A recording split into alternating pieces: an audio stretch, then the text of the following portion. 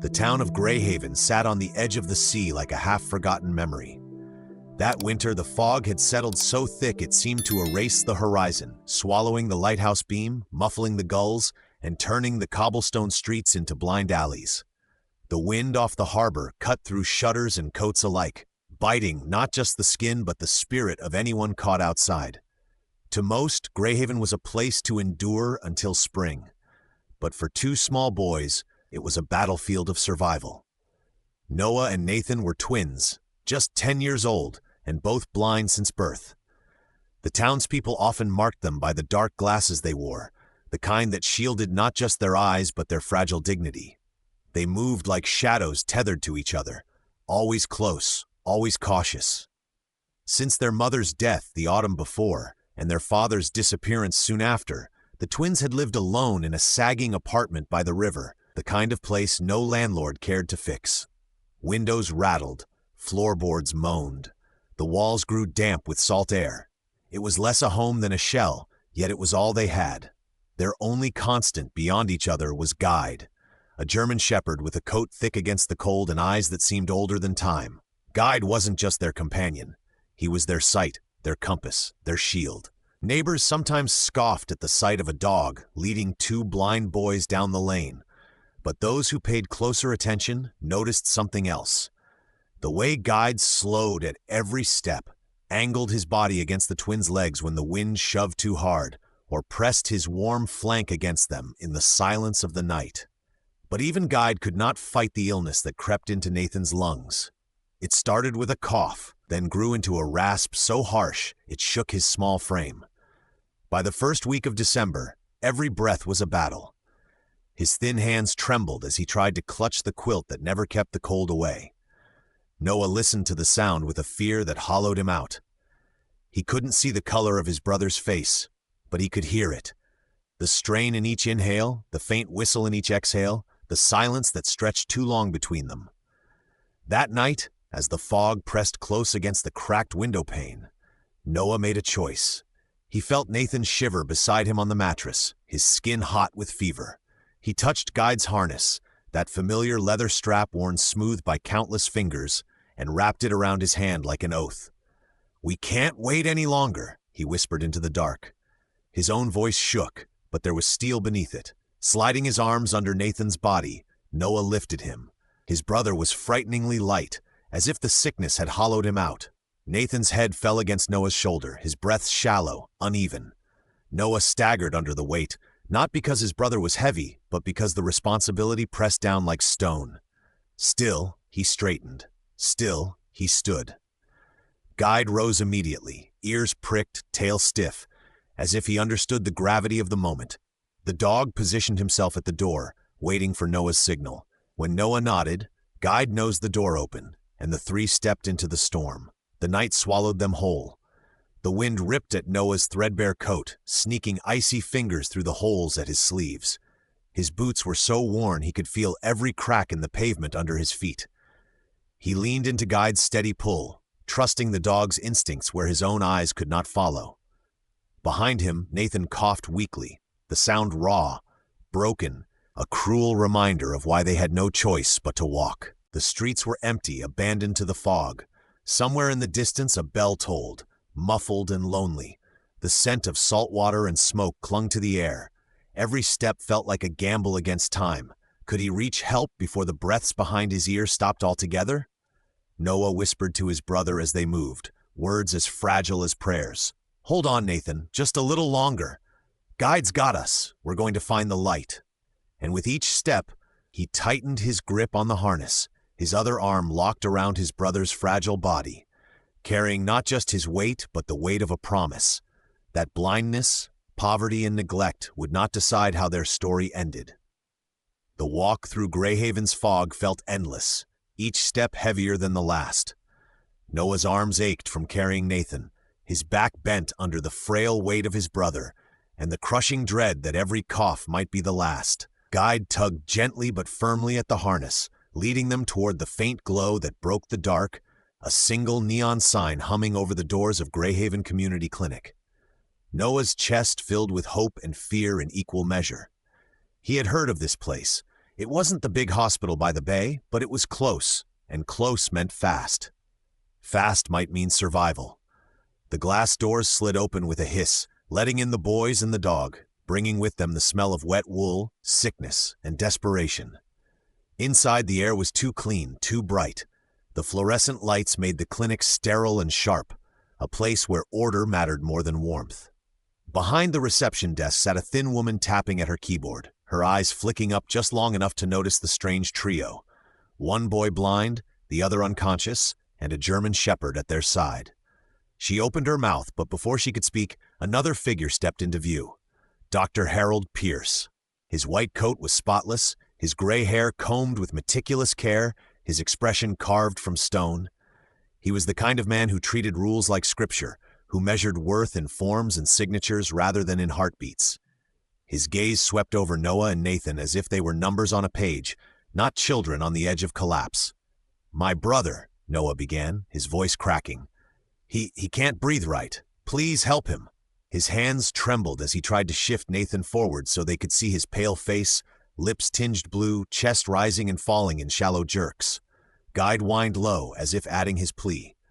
Dr. Pierce didn't lean forward. He didn't even glance at the boy on Noah's back. Instead, he asked in a voice clipped and precise, "Insurance card? Guardian's identification? Any documentation?" Noah froze. His mouth went dry. We don't have any. It's just us. Please, he needs a doctor. He needs you."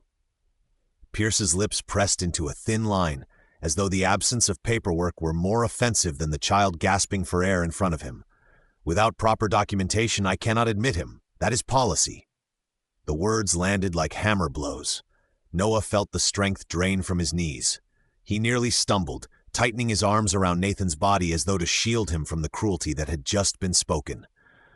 "But he's dying," Noah whispered, his throat raw. "Then take him to St. Mary's Medical Center. They handle emergencies." Pierce's tone carried no urgency, no compassion, only dismissal. He turned, already walking away, as if the conversation were over, as if two children and their dog had never even existed in his world. The receptionist shifted uncomfortably, her hands frozen above the keys. She looked at Noah with something like pity, but it was the powerless kind, the kind that didn't reach her voice. Guide pressed closer to Noah's leg, his warm body anchoring him against the cold hollowness spreading in his chest. For a long second, Noah stood in the too bright lobby, his brother limp against him, the doctor's footsteps receding down the hall. He wanted to scream, to fight, to demand that someone care. But no words came, only silence. Silence and the faint sound of Nathan's ragged breathing. With his jaw clenched and tears stinging behind his glasses, Noah turned. The automatic doors slid open again, this time not as welcome, but as exile. The chime above the door rang, a cruel note of finality, and the cold night air rushed back in to claim them. The fog outside felt heavier than before. It swallowed the clinic's light, leaving them adrift once more. Noah staggered forward, clutching his brother tighter, trying not to crumble beneath the weight of rejection.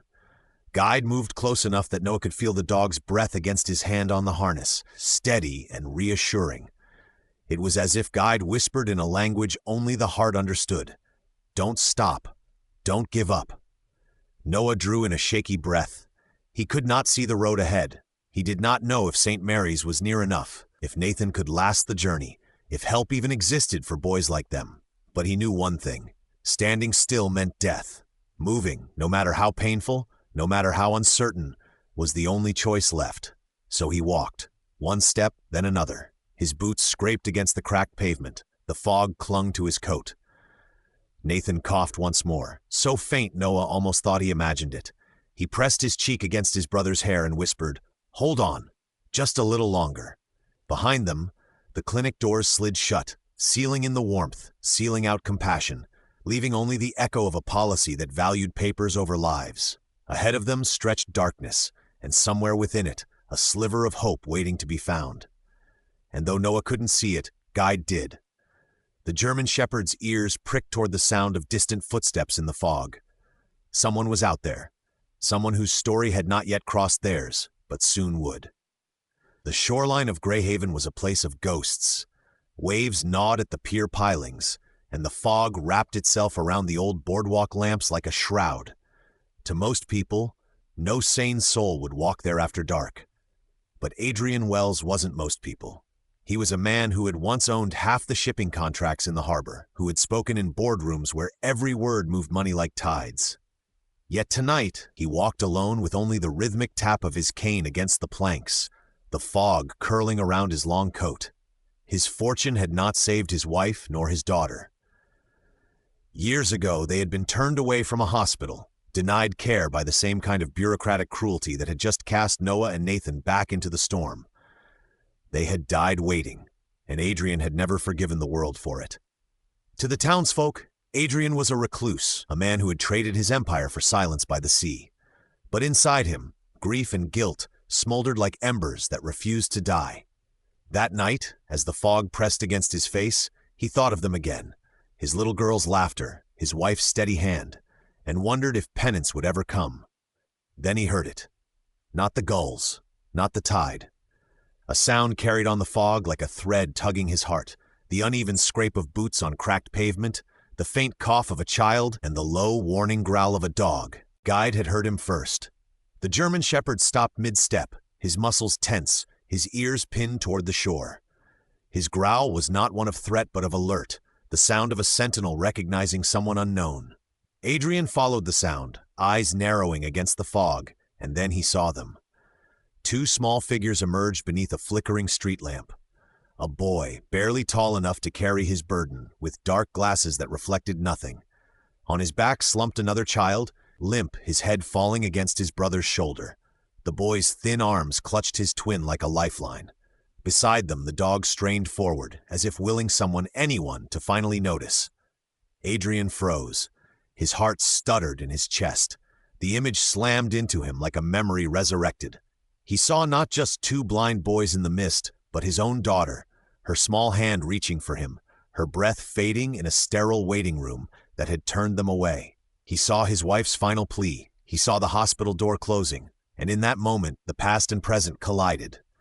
Noah heard the footsteps first and stiffened, clutching Nathan tighter. "Who's there?" His voice was hoarse, raw from pleading with the clinic. Adrian stepped closer, his cane tapping the ground, his voice low but steady. "I'm a friend.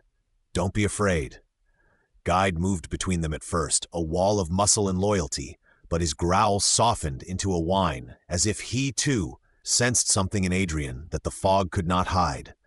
Not danger, but recognition. Adrian bent, his silver hair catching the faint glow of the street lamp. "Let me help you," he said, his throat tightening. He reached out carefully, the way a father reaches for a fragile child. Noah hesitated, every muscle taut with distrust. But then Nathan coughed, a sharp, rattling sound that shook his frail chest, and Noah's shoulders slumped. He couldn't carry him another step. Adrian gathered Nathan into his arms. The boy was weightless, terrifyingly so, his fever burning against the cold night air. "Stay close to me," Adrian told Noah, his voice breaking in spite of himself. "We're going to St. Mary's. We're not waiting this time." Noah clutched Guide's harness and stumbled forward until he felt Adrian's coat brush against his sleeve. His lips trembled. You won't turn us away?" Adrian looked down at the child in his arms, then at the blind boy who had carried him through the storm. He swallowed hard. Never. Moments later, the sleek black SUV roared to life, headlights cutting through the mist like blades. Adrian placed Nathan carefully across the back seat, covering him with a wool blanket from the trunk. Noah climbed in beside his brother, his hand never leaving Nathan's arm. Guide leapt up last, settling close enough that the boys could feel his warmth. Adrian slid into the driver's seat, his hands gripping the wheel until his knuckles turned white. As the engine rumbled beneath him, he cast one last look at the children in the mirror. Noah's glasses hid his eyes, but his jaw was set with a kind of bravery Adrian hadn't seen in years. Nathan's breathing was faint, but he clung weakly to his brother's sleeve even in unconsciousness. Adrian pressed the accelerator, and the SUV surged forward. The road to St. Mary's was long and shrouded in fog, but this time Adrian would not stop for rules, for papers, for doors that closed. He would drive through the night, through the storm, through every memory that clawed at his chest, because no child would die waiting again, not if he could help it. Guide lay across the seat like a guardian, his amber eyes reflecting the passing streetlights. He kept his head close to Nathan's chest, listening to each fragile breath as if counting them one by one, refusing to let any slip away. Noah, silent in the darkness, reached out a trembling hand and rested it on the dog's back. The steady rise and fall of Guide's body anchored him, told him that maybe, just maybe, they weren't alone anymore. Adrian's mind raced as the miles slid beneath the tires. This was no accident. He had walked the shoreline countless nights, but tonight fate had dragged him into the path of two children who mirrored his own loss. He didn't know yet what role he would play in their story, only that he had been given one more chance. Perhaps this was redemption. Perhaps this was the moment to rewrite the ending that grief had stolen from him years ago. The fog outside thickened, but inside the SUV, warmth began to grow, a fragile thread of hope binding 3 lives and a dog together as they hurtled toward St. Mary's. The SUV screeched to a halt under the harsh white lights of St. Mary's Medical Center. Adrian was out first, swinging open the back door and lifting Nathan into his arms as if the boy were made of glass. Noah stumbled after him, gripping Guide's harness with one hand and his brother's sleeve with the other. The automatic doors parted, flooding them with the sterile brightness of the lobby. For an instant, Noah braced himself for the same rejection he had endured at the clinic. His breath caught, his chest aching as though bracing for another no. But then, Nurse Clara Hughes stepped forward. She was young, her hair pulled back into a braid, fatigue written in faint circles beneath her eyes. And yet, when her gaze landed on Nathan, skin pale, lips blue, chest fluttering with shallow breaths, her exhaustion vanished. She didn't ask for paperwork. She didn't ask for proof. She simply raised her voice, sharp and urgent. Pediatric emergency. Now. The station exploded into motion. A gurney appeared. Hands reached. Oxygen was wheeled in with practiced speed. Clara guided Adrian to lay Nathan down, her tone calm but commanding. Within seconds, a mask covered the boy's face, the hiss of oxygen filling the silence with fragile hope. His chest lifted, then fell, then lifted again, still weak but steadier than before. Noah pressed against the bed rail, both hands gripping Nathan's limp fingers. His dark glasses hid his eyes, but his trembling lips betrayed everything. Fear, relief, a desperate prayer that this time someone would not look away. Guide settled at the foot of the bed, his body curved protectively, ears perked and eyes glowing like embers. No one dared push him aside. He seemed to belong there, as much a part of the emergency team as anyone in Scrubs. Adrian stood at the edge, shoulders tense, signing every form Clara shoved toward him. Waivers, consent sheets, releases, it didn't matter. He scrawled his name again and again, each signature a vow carved in ink. No child dies waiting on my watch. His jaw was set, but his eyes shimmered with something softer, something that came from years of regret finally finding purpose. When the initial chaos settled into the rhythm of machines, the beep of a monitor, the steady hiss of oxygen, Clara knelt beside Noah. "He's stable for now," she said gently.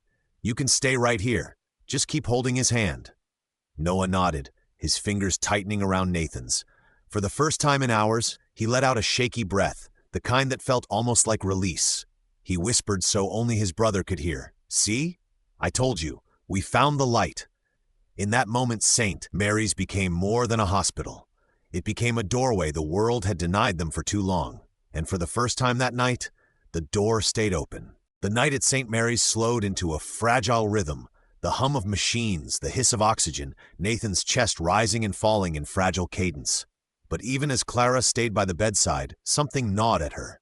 The boys had arrived with nothing but a dog and each other. No guardian, no paperwork, no safety net.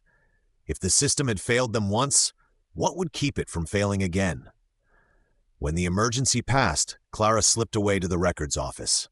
The database was thin, almost empty, but a few lines told a story louder than any file could. Apartment 12, Dockside Warehouse District, terminated lease, property marked vacant.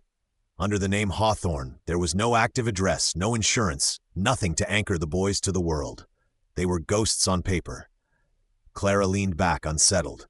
She remembered walking past Dockside once, a row of sagging warehouses, broken windows stuffed with cardboard, rust bleeding down the walls. The idea of 2 blind children left to fend for themselves in such a place made her stomach twist.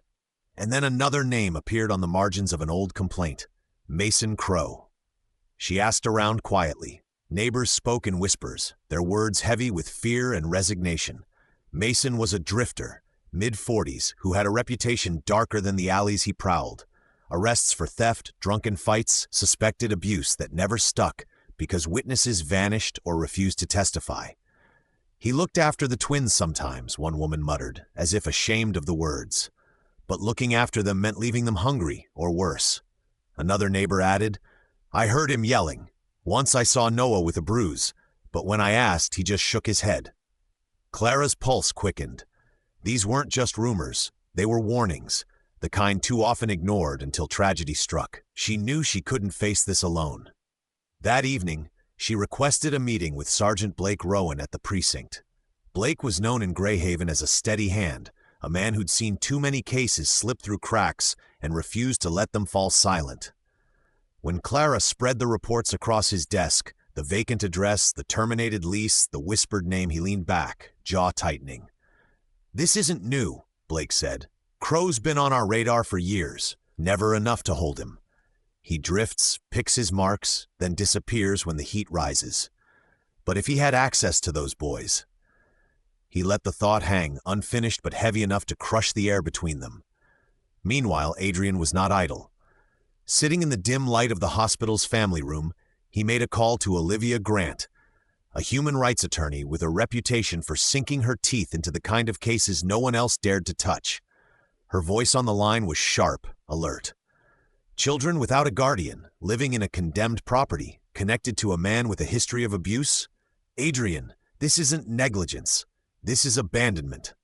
I want to know why, Adrian said, his voice low but fierce. Why they slipped through the cracks. Who signed off? Who looked away? Olivia's pause was brief but telling. Then we'll pull the thread until the whole cloth unravels. Together, Clara, Blake, Adrian, and Olivia, they began to sketch a picture, each piece darker than the last. Dockside was not just a forgotten street. It was the stage where silence had allowed cruelty to fester. Mason Crow was not just a name. He was the shadow that had stalked Noah and Nathan long before the fog of Greyhaven closed in. And as Nathan slept under the steady breath of machines, his small fingers curled around his brother's hand. Those shadows gathered at the edges of the story. They were no longer safe simply because a door had opened. The past had not finished with them.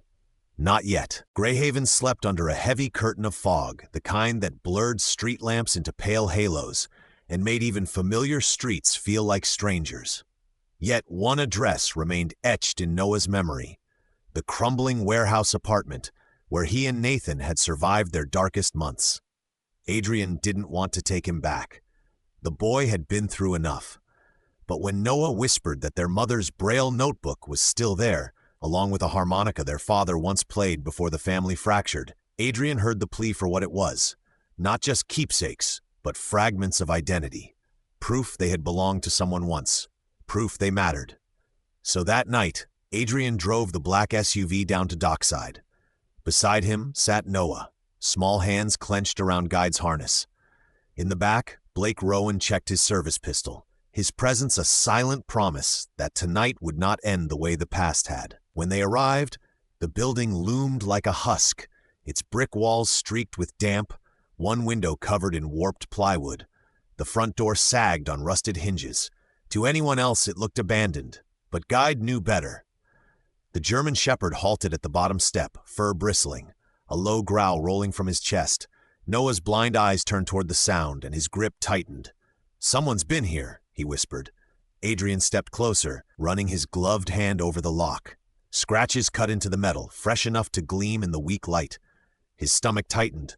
Whoever had been inside might still be near. Blake's voice was low, steady. "We wait. If Crow comes back, we end this tonight." So they waited in the shadows of the alley. Guide pressed close to Noah's legs, his body coiled like a spring. The minutes stretched long, the fog thickening until it felt alive. Noah held the harmonica case in his mind, the Braille notebook, the soft echo of his father's music, and beneath it all, the gnawing fear that the man who once shouted at them in the dark would return. And then he did. Mason Crow emerged from the mist like the ghost of every nightmare Noah had tried to forget. A frayed leather jacket hung off his shoulders, a crowbar glinting in one hand. His eyes darted, sharp and restless, as he muttered to himself, "Get the box! Get out, quick, before they notice!" He slipped toward the door, shoving the crowbar against the swollen frame. The metallic scrape rang too loud in the silence. Noah flinched, his breath catching. Adrian rested a hand on the boy's shoulder. "Stay with me," he murmured. The door gave way with a groan, and Mason slipped inside. Moments later, he emerged clutching a small velvet jewelry box, a dented silver lighter shoved into his pocket. But as he turned to leave, Guide surged forward with a bark that split the night. The dog lunged, body a blur of muscle and fury, planting himself squarely in Mason's path. His teeth bared, ears flat, his growl deep enough to rattle the air. Mason froze, eyes wide, the crowbar clattering from his hand onto the steps. Blake moved in fast, his boots pounding against the pavement. "Drop it," he barked. Mason raised his hands halfway, defiance flickering in his sneer. But Guide snapped his jaws inches from Mason's thigh, the message unmistakable. Within seconds, Blake had Mason face down against the railing, his hands cuffed behind his back. The jewelry box tumbled to the ground, spilling open to reveal a pair of cheap rings and a locket, the only things their mother had kept safe. Adrian bent down, lifting it with reverence as though it were gold. Noah reached for the sound, fingers brushing the box, and his face softened in relief. "That was hers," he whispered. Guide knew, Mason snarled shoulder as Blake hauled him upright. "They were nothing but strays. No one cares what happens to them." Adrian's voice cut through the fog, low and fierce. "You're wrong. They're mine now, and the world will care." Guide pressed back against Noah's side, tail stiff, eyes locked on Mason until the patrol car pulled away. The night fell quiet again, but it was not the same silence as before. It was the silence of something ending. As Adrian placed the jewelry box into Noah's hands, the boy held it against his chest. For the first time since stepping into the storm, he allowed himself a small, trembling smile. The past had come for them, yes, but this time it had been stopped at the door. And as Guide lay at Noah's feet, his amber eyes watching the horizon, it felt as if the dog knew the battle wasn't just about possessions. It was about dignity, about proving that even in the foggiest corners of Greyhaven, light could still break through. The Greyhaven courthouse stood like a fortress against the morning fog, its stone columns slick with rain. Inside, the air was thick with expectation, every bench filled with townspeople who had followed the story of the blind twins and the shadows that had stalked them. The walls smelled faintly of polish and damp coats, but beneath it all lingered something heavier, the weight of reckoning. At the plaintiff's table, Noah sat straight-backed, his small hands locked around Guide's leash. The German shepherd pressed close to his leg, amber eyes fixed ahead with quiet vigilance. Beside Noah, Nathan leaned into his shoulder, his breathing steady now, each inhale of victory carved from the long winter of illness. Across the aisle sat Adrian Wells, shoulders square, palms resting open on the table. He looked less like a wealthy man and more like a father already carrying the weight of 2 sons. Judge Miriam Hale, her silver hair swept into a bun, entered with the solemnity of a woman who had lived long enough to know justice was rarely clean, but necessary. Her gavel struck once, and silence filled the chamber. The first ruling came swift but not cold. "The matter of guardianship," she read, her voice firm yet warm. "This court finds Mr. Wells fit and proper. Guardianship of minors Noah and Nathan is granted, effective immediately." Noah's fingers tightened on the leash. Guide's ears flicked as if he sensed the shift, and Nathan exhaled a breath that trembled into relief. Adrian closed his eyes briefly, as though sealing a vow. When he opened them, there was a promise in his gaze, a quiet oath to never let boys walk in darkness alone again. The second verdict cut sharper. "Regarding Dr. Harold Pierce," the judge continued, her voice echoing against the paneled walls, "for gross negligence in refusing medical care, your license is permanently revoked. You are fined, with restitution to be paid into the Greyhaven Fund." Pierce sat rigid, his jaw locked. To some, he had been the face of rules and order. To the boys, he had been the slammed door in the storm. Clara Hughes, standing near the aisle, refused to meet his eyes. She kept her gaze on the twins instead, their small forms leaning into each other like saplings bent by wind yet unbroken. Finally, Judge Hale turned her gaze toward the defense table, where Mason Crow sat shackled, his smirk fading under the weight of every eye in the room. "For child abuse, theft, and unlawful entry," she said, her tone like flint striking stone. "This court sentences you to 15 years in the state penitentiary." The bailiff moved to escort him away. Chains clinked, a hollow music marking the end of his reign of fear. Blake Rowan's shoulders eased, years of pursuit finally closing with the slam of iron. Noah straightened, not out of triumph but release, as if a rope around his chest had finally loosened. The gavel fell again. This time the silence was not hollow. It was full of relief, of breath, of the fragile shape of a future finally allowed to begin. Adrian knelt beside the twins, lowering himself until his face was level with theirs. "We go home now," he whispered. Nathan nodded, his fingers brushing the brass tag on Guide's collar. The dog lifted his head, amber eyes glowing beneath the courthouse lights, tail giving one solemn thump against the polished floor. They rose together and stepped into the hallway, where reporters swarmed with questions. Olivia Grant's sharp voice cut through, speaking of accountability, of a fund that would ensure no other child slipped through the cracks. Clara crouched to embrace the boys, whispering, "You were so brave." Noah leaned close and answered, "You opened the door." Outside, rain drifted like mist across the courthouse steps. Adrian raised a black umbrella, sheltering the boys beneath its arc. Guide pressed close, a warm wall between them and the cold. For a moment they lingered, listening to the horn of a ship in the harbor, the rain tapping steady as a heartbeat.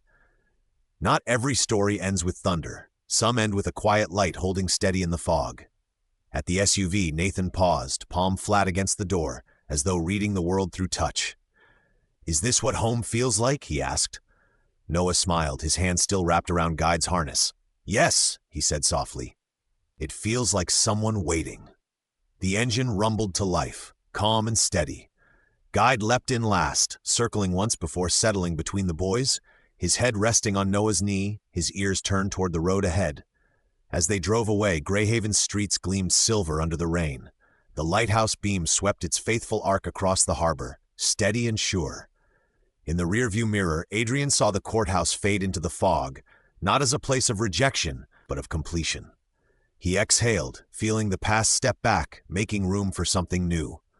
The long night was over, not erased, nothing ever is, but ended.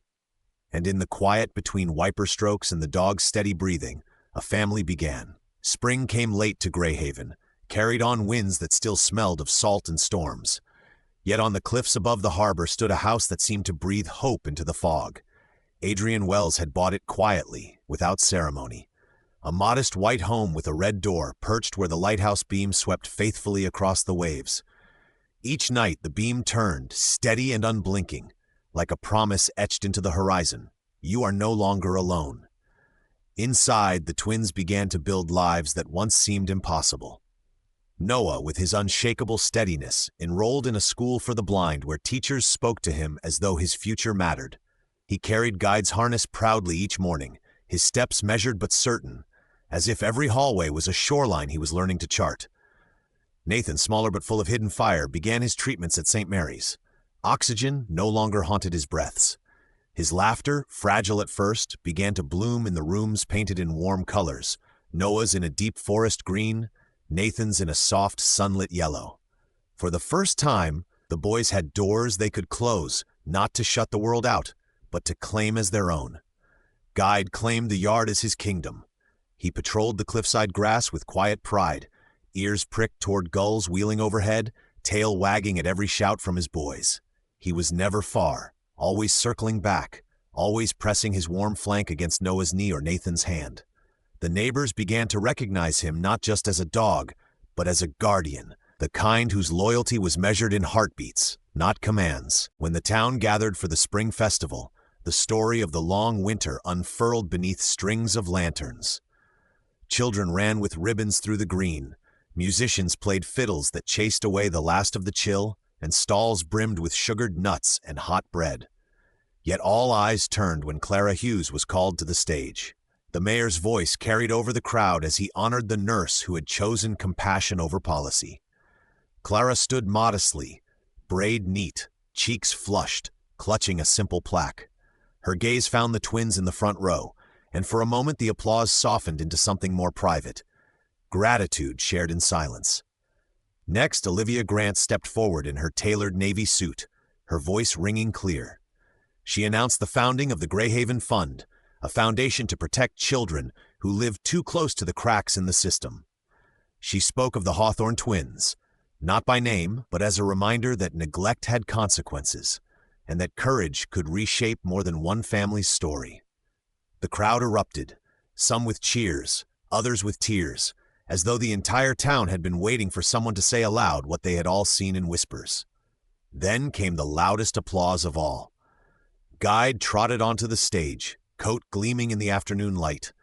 Around his neck, the mayor placed a medal that read, "Heroic Guide Dog of the Year." The German shepherd tilted his head, amber eyes glowing, tail thumping steadily as if unaware of the title but fully aware of the pride radiating from his boys. Nathan clapped until his palms stung. Noah leaned forward, whispering, "Good boy," into the wind. That evening, when the lanterns dimmed and the festival gave way to quiet streets, Adrian sat on the porch of the lighthouse house. On one side rested Noah, glasses glinting faintly, as he traced the braille lines of his mother's old notebook. On the other side leaned Nathan, harmonica in hand, trying to coax a tune their father once played. Between them, Guide stretched at their feet, head on his paws, eyes half closed but alert to every sound. The lighthouse beam swept across the water, each turn washing the porch in pale light before disappearing into the night. Noah broke the silence first. "Do you think this is what home feels like?" he asked softly. Adrian placed an arm around each boy, his voice low, steady. "It feels like belonging, and it feels like forever." Nathan's harmonica gave a thin, wavering note, then another, until the sound wove with the wind and the sea below. Guide's tail thumped once, twice, keeping time. For the first time, the boys did not fear the dark. The world that once abandoned them had given them back something greater than survival. It had given them a family, a future, a place where the long night was finally behind them. And as the lighthouse beam turned across the dark horizon, steady as breath, it whispered a truth none of them would ever forget. Even in the deepest fog, light can find its way home.